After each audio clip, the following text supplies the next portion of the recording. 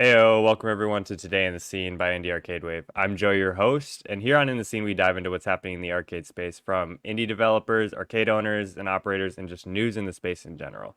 Now, before we jump in, I just want to say a few things. We've got the new t-shirts for Galactic Battleground and Indie Arcade Wave. I'll throw those up on the screen, as well as the new cabinets. We've got our 4-player Konami and our 4-player tabletop, which have been doing awesome in arcades. So if you're looking for one of those are on the screen. Grab one from us. I'll put the link down in the description. So this week I'm going to do something different. I don't think I've had anybody on here yet that runs an arcade podcast. So we're going to talk to one of my favorite arcade podcasts. The Heroes of Gaming podcast has had guests like Carrie Ann Hopkins, Jeffery P Lee, Mark Turmell, and many more. We see so much of these people's work, and we love their work from soundtrack, game design, character, voice acting, things like this, but we never really hear too much from the individual that's doing that. So I've got Vlad with me this week to talk about the podcast, talk about some of the people he's talked to, and talk about why he wants to run the podcast. So how you doing, Vlad? Hey, very good, sir. Very good. It's good to see you, Joe. This is awesome to be here. Thank you. Yeah, I'm so glad you got on here. I love the show. We've been talking for a long time now, so it just comes full circle. We're finally on here. Yeah. I'd love to join your show one day. I'm sure it'll happen eventually. Oh yeah. Yeah. Um, let's just jump into you. Like, who is Vlad? Tell us about yourself and tell us some of your earliest video game memories. Oh wow. Those are great questions. So my name's Vincent Vladimir Shade. I go by Vladimir because that's my middle name. I'm a filmmaker and a video game historian and podcaster. I've been producing several podcasts professionally and movies professionally. But I have a great love for story and a great love for the people that make the stories. So during COVID, the film industry was shut down, everything was closed up, and I had all this gear, I had all this equipment, I knew what to do, and I just thought, what were my brothers and sisters in arms doing across the way in the video game industry? I did industry that I've studied and worked parallel to, and of course, a huge fan of my whole life. And I was wondering what they were up to. So, I called them, just a few workers, a few people that were, our parallels. What does a director of photography do in the film industry? What is the equivalent of that in the video game industry? What's the equivalent of a grip or a sound boom operator? That sort of thing. And as I started to dive in more and actually ask them, questions, I found out that they had never had people ask them questions. The games that they build themselves are so huge, and the characters that they create and the stories that they make are so massive that they actually overshadow the people that make them. So I started to call them heroes. These are the real heroes that make the video games. Yeah, sure, we all play video games, but who are the heroes behind the games? And that became kind of a mission for me to just kind of bring those names and those faces and those careers to light, and to just kind of pay homage to the people that make the games we love and the worlds we love to live in, and those great escapes that we have, and that kinship that we have when we struggle through or we play them. It's an amazing adventure, and I just wanted to create a space to thank them for all their work. So that was the whole creation of the Heroes of Gaming podcast, and it's actually started to go really well. And it takes me a while to get these interviews, but it's well worth it. It's well worth it. You asked me what my a fond video game memory is, or like a memorable moment. I have many of those. I have many of those.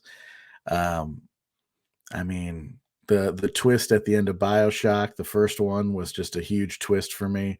It was like a metaphor for following tutorials in video games, and how do we have free will to do our own thing, or are we just following along in the footsteps of a grand tutorial?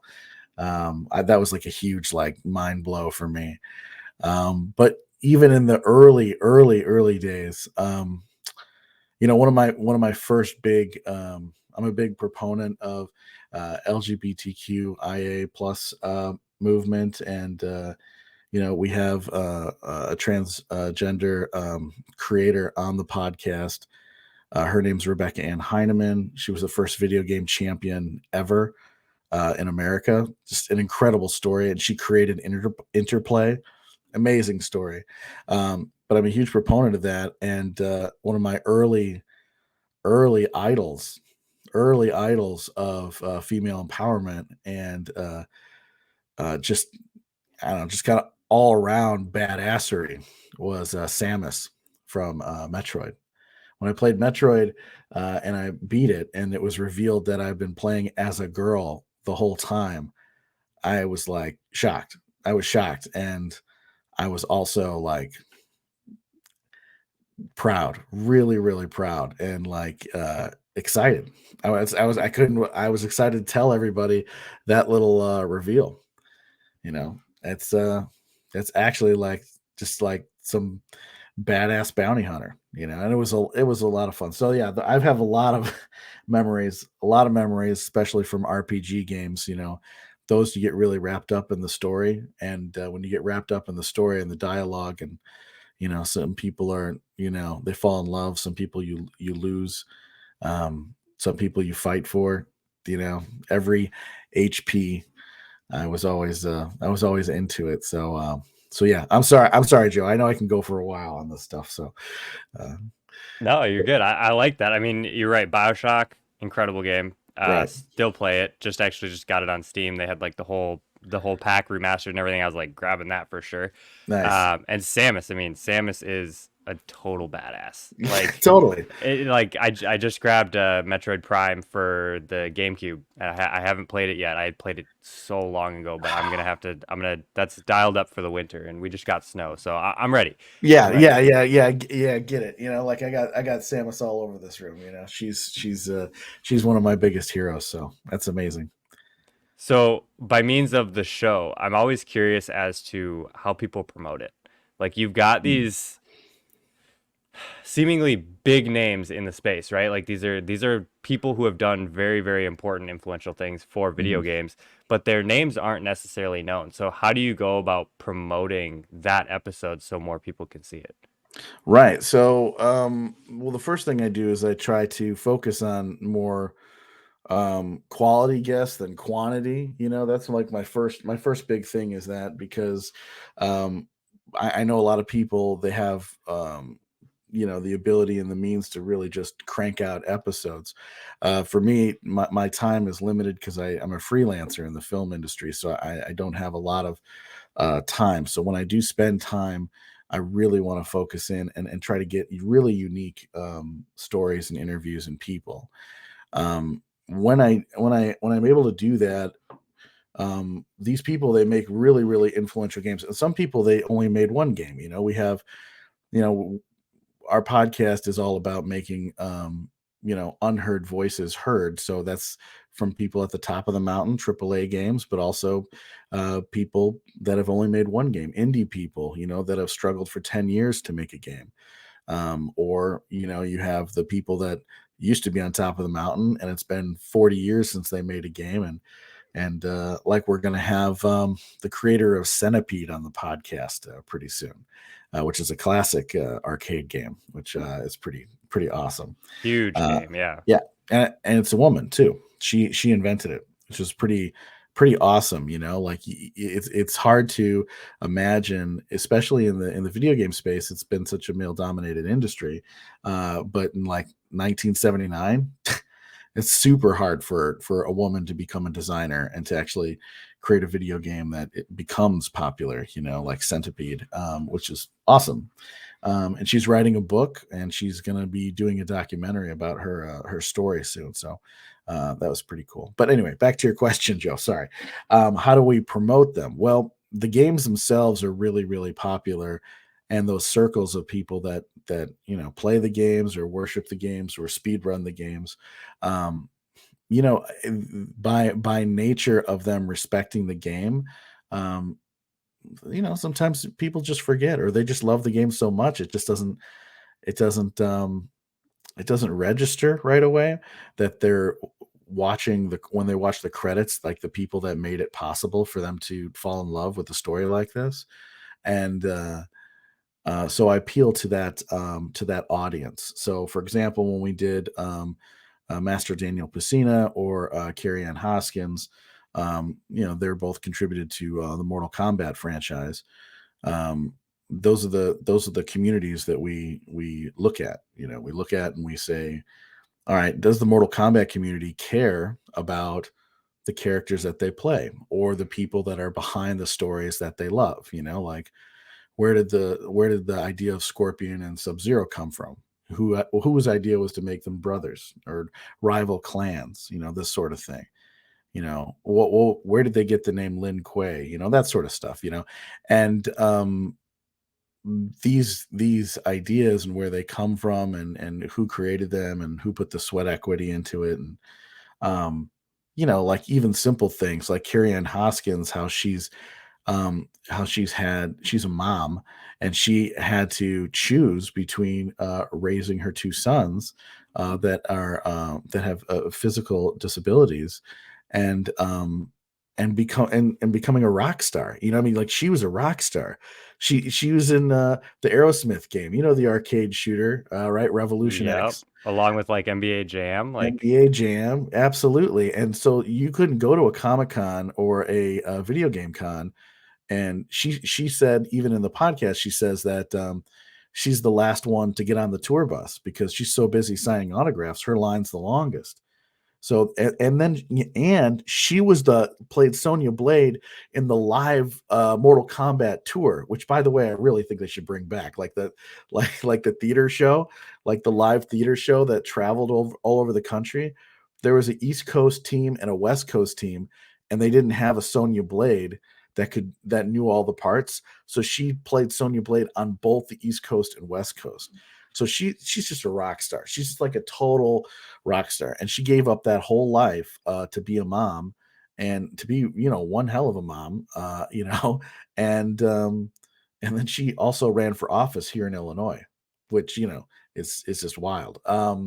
So when we look at these communities, we ask them, do you care? Do you care about these stories and these people? Because there are real people behind them, and they really had to struggle. It was a real job. It was a real discussion. It was, at one time, it wasn't, it didn't exist, and someone had to say, you know like you mentioned Jeffery P Lee. When we talked about, he created Qbert, and when he is asked, who created Qbert, like the design of the whole game, it was like a whole team effort. It was like six people in a room, and once in a while, people would walk past his office and say, "Hey, you know what? You should change every time he steps on a tile. It should change color." Anyway, I'm going out for a donut. I'll see you guys later. And then they're like, "What? That's brilliant. That's a great idea." So it's a really cool, I don't know, history. It fascinates me. It fascinates me to just like understand where it all came from. So when we promote these things, we don't try to like shotgun it out there or like spam anybody or anything like that. We do individual targeting to individual communities that like these specific games. And recently we've just started our YouTube channel. We started our Twitch channel, and we're going to be playing some new games and some retro games, and we're also going to be promoting our YouTube channel as well. So we get more video content. With more video content comes some interesting things, not just voices. You get to see the expressions on folks. yeah, I think those are all really good methods. I'm very, very much the same way. I find an arcade in, I mean, say Ontario, Canada, and I'll Nice. target like their Reddit page because those people are in the neighborhood. Those people know the owner. Those people know the arcade. So it helps to really be able to target and focus those individual people who really care about the matter. Yeah. Like ground control in Portland. I'm not gonna promote that to like Washington D.C. I'm gonna promote it to people in Portland who know Anthony, who know Dylan, that want to know more about the arcade and know the history of the arcade. Right. And that's what's been working for me and for anybody else that's podcasting. That's a very good way to do it. You got to find who actually cares about what you're talking about and give them more information on it. Um, we've already mentioned so many good podcasts that you've done, but let's talk about some of your favorites. Like, what has been one of your favorite interviews and why? I personally loved the Carrie Ann one. It was Thank cool to you. find out that she's actually fairly local to me. Yeah. I think she lives like 45 minutes to an hour away from me, which was pretty cool. And just like, you're right, hearing the story of like her deciding between being a mom and continuing with what she's doing. And I mean, she was killing it at the time. Like she Dude. was so high up there. Like just looking back at the games that she was on, it's ridiculous. Ridiculous. And and you couldn't go anywhere without seeing her face, without seeing her talents. And there's that great story in there. I don't want to spoil it for anybody, but there's a great story in there about her not knowing the martial arts and her being doubted, um, if she could pull off any martial arts in real time. Like she could throw a punch or a kick, but like, can she do like combinations? Can she do the acrobatics of a martial arts simulated fight? And she just trained and trained and trained. And when she showed the Grand Master, uh, this basically the one of the most famous fight choreographers in the world, he was so impressed. He said, "I'm sorry, I doubted you. You're the one." Which is like a great honor, and it's a testament to her strength as a dedicated, as a dedicated performer, but also, she's just unstoppable. She's just unstoppable.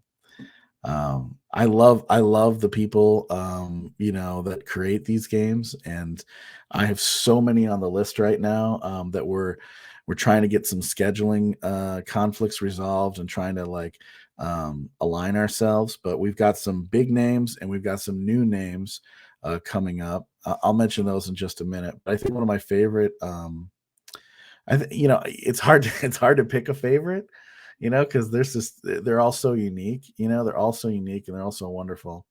Um, I really like Bo Jimenez. Bo Jimenez and I, we just, we're the same age. We got along really, really well. And he calls himself an ear exciter.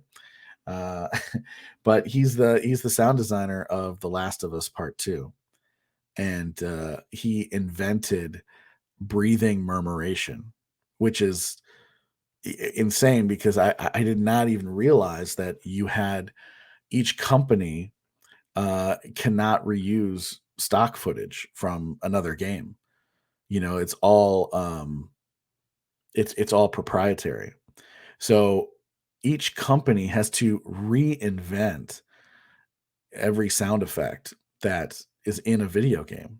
You would think that they would all at some point have similar sounds or noises, but no, they all have a copyright on that sound, which is why you get games that are made by Rockstar that are that have, water effects or animation engines that are so custom made that they keep them under lock and key.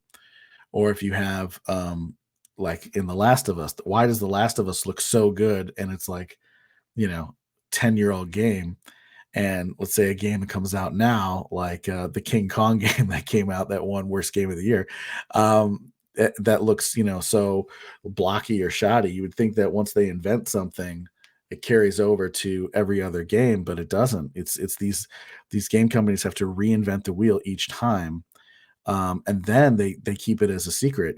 So when Bo got jumped from when he jumped from Bungie, Bungie, he had to customize all the weapons in Destiny 2, and he has a great story about him, actually getting to do a reload on a futuristic alien weapon.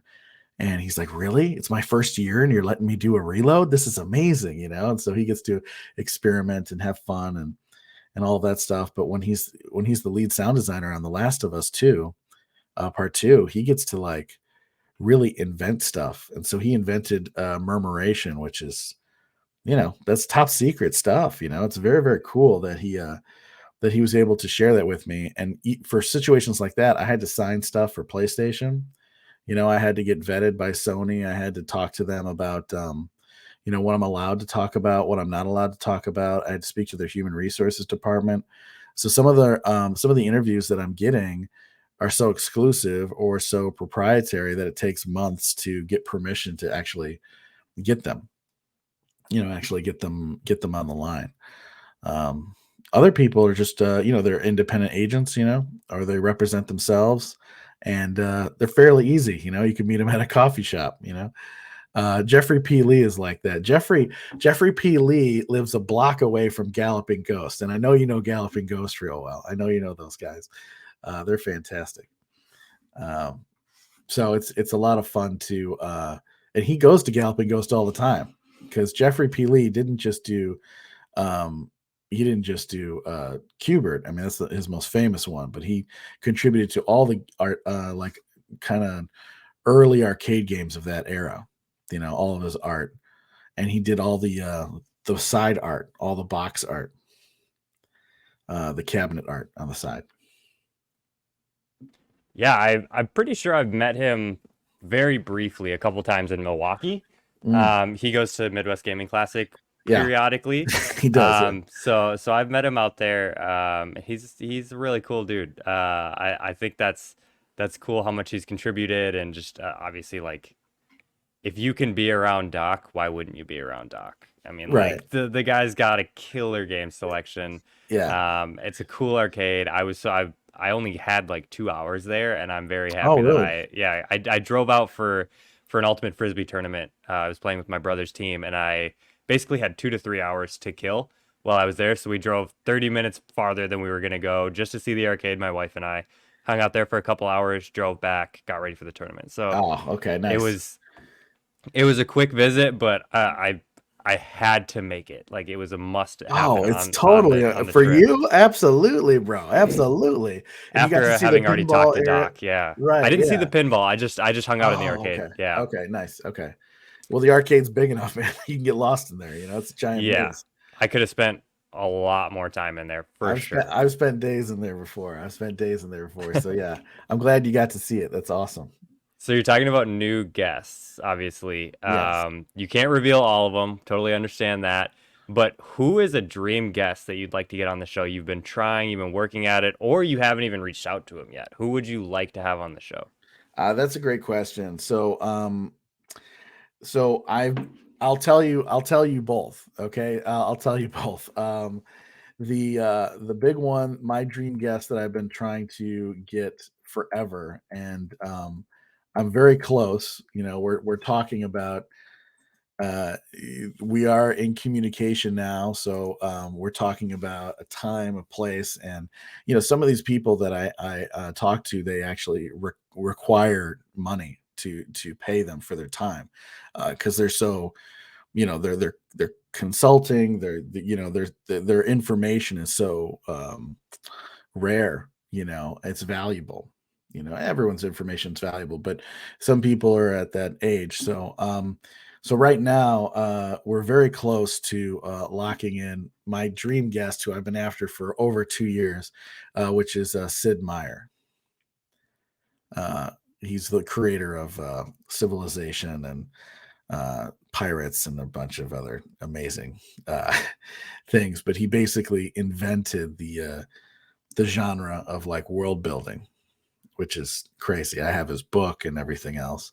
That's one that we're gonna get. Hopefully, that's our big one. And then my dream guest is Todd Howard. Todd Howard, the director and executive producer over at Bethesda. He's not easy to get a hold of, and and when I spoke with his agent, it was like, for an hour, it was like $10,000. So it was like he's like in high demand. So, but I at some point I would love to get him on the podcast and pick his brain and learn about his decisions, and when he produced Fallout 3, and of course the new Starfield. I mean, to study someone's, 10 or 12 year plan, That's wild. That's like your entire life cycle in school. That's like one game. The whole idea of this is going to take 12 years. Here's what we're going to do to get there is just mind bending to me. So I'd love to sit with him for a while. So those are my two kind of dream guests. Yeah, I mean, Fallout 3 was so good. I've played Yeah, it a bunch of times. I remember in college, I was just like, I feel like I like didn't go to class or anything for like 2, 3 days. I was just like, I got into it and just played. right, And then I right, was like, oh man, I should probably do something. But right. yeah, I mean, amazing game. Still revisit it. Still one of my favorites. So I mean, that's definitely a good guest to have on the show. Yeah, Um, I've got a handful of people that are watching that are are curious about starting a podcast. One future guest that I hope I influence their podcast a little bit. They nice. just started it. But what advice would you have for someone wanting to start a podcast? Like, what advice do you wish you had before you started? Oh, okay. So I think a big one is I know, you're excited to as soon as you get one done to send it out. But I think advice I would probably would have given myself and advice that I would give others is you should build a library of content before you launch stuff. Just have at least 3 done, so that way you can kind of gain a momentum. And then the other tip is stick with the momentum. It's been hard on our podcast because we weren't able to be consistent with our volume.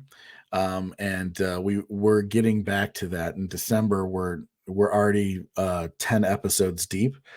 So we're launching, one a week. So we're going to do 4 a month.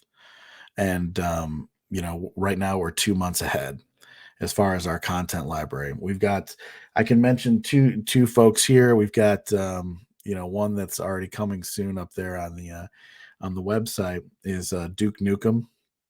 We've got the voice, the character, the man who is Duke Nukem, and he does like a ton of other voices for Dota and just a ton of other games.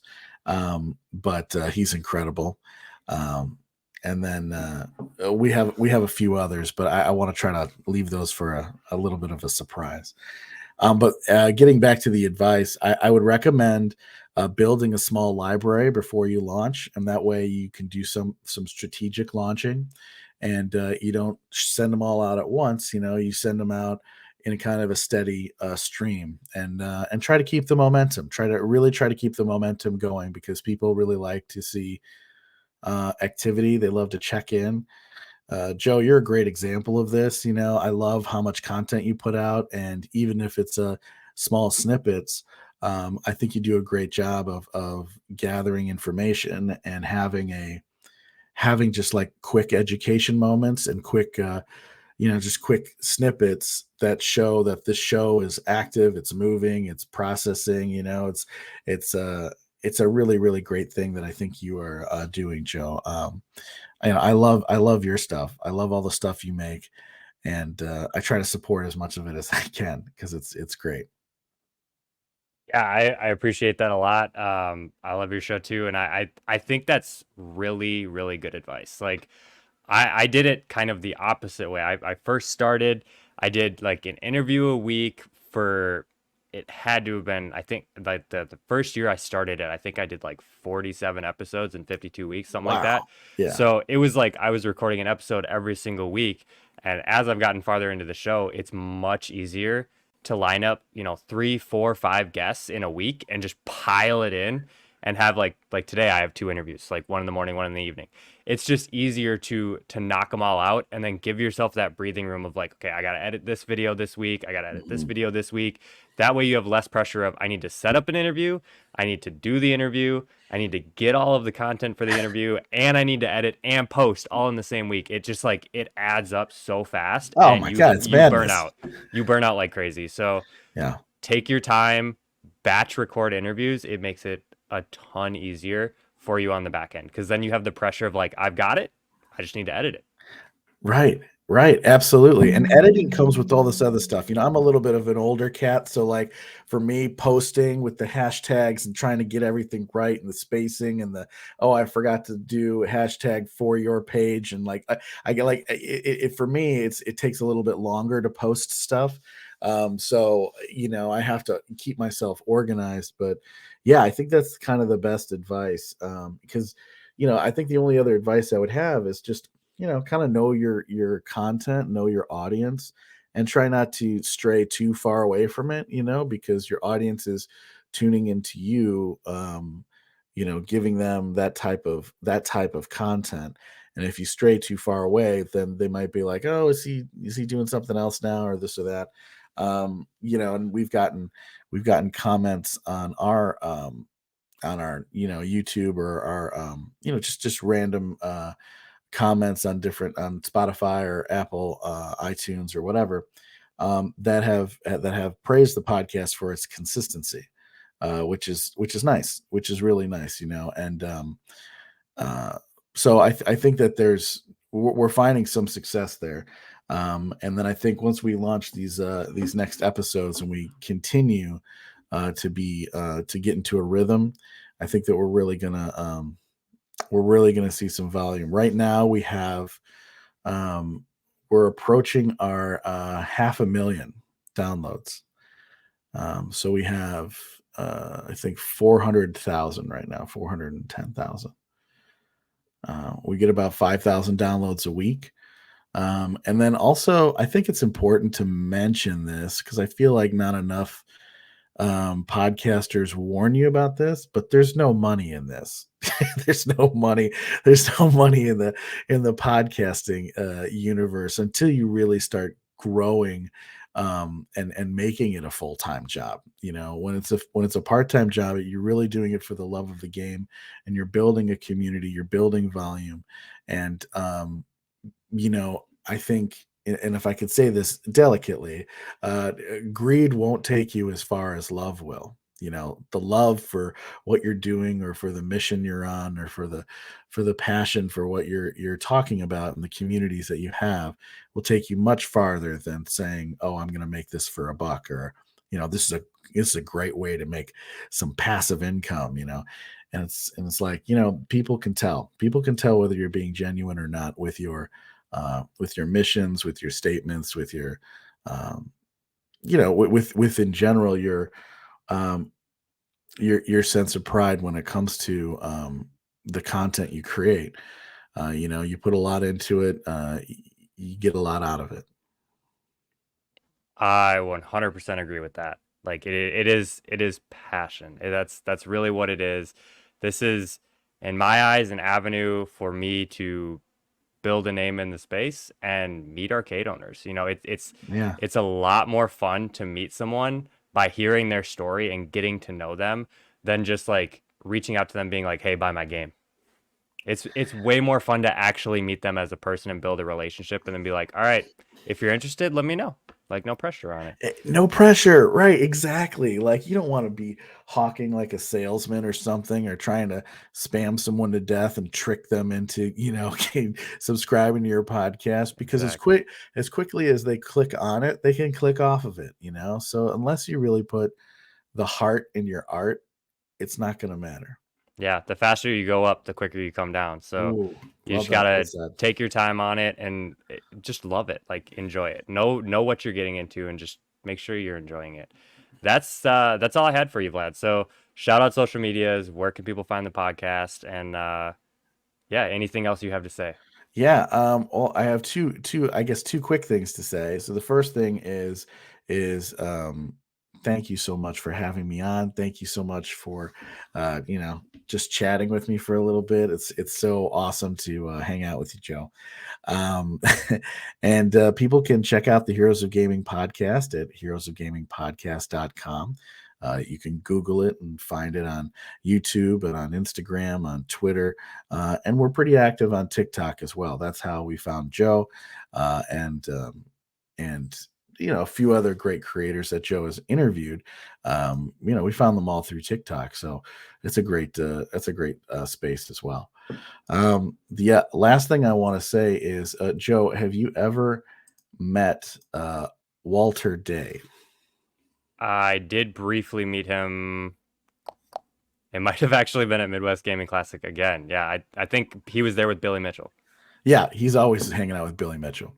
Um, so I am scheduled to visit him at his arcade that he created, and I would be honored if you would join me to co-host that episode. Yeah, I definitely like to talk more about this and see if we can do that. Yeah, that would be amazing because it's I'm all about the people who create video games, so that encompasses indie all the way to AAA, and everything in between. So I do everything from I do console, arcade, and PC stuff. So we have some crossover, but I would love for you to be able to interview Walter Day at the Twin Galaxies at his original spot. Him being the OG of arcade things. I think that would be a cool interview to have you co-host with me because you're the guy. You're the guy for it. I think that'd be sweet. Yeah, we'll definitely talk more about that afterwards, so we can make something happen. Excellent. Um, but again, Vlad, thank you for coming on. I really appreciate it. Love the show. Love to check it out. If you're still watching, don't forget to like, share, and subscribe. It helps us a ton. The wave will continue to grow, and we will all ride it together. New shirts, new cabinets. Those links are below, and I'm gonna leave all your links in the bottom too, so that people can go check out your show. But until next time, peace. Thank you.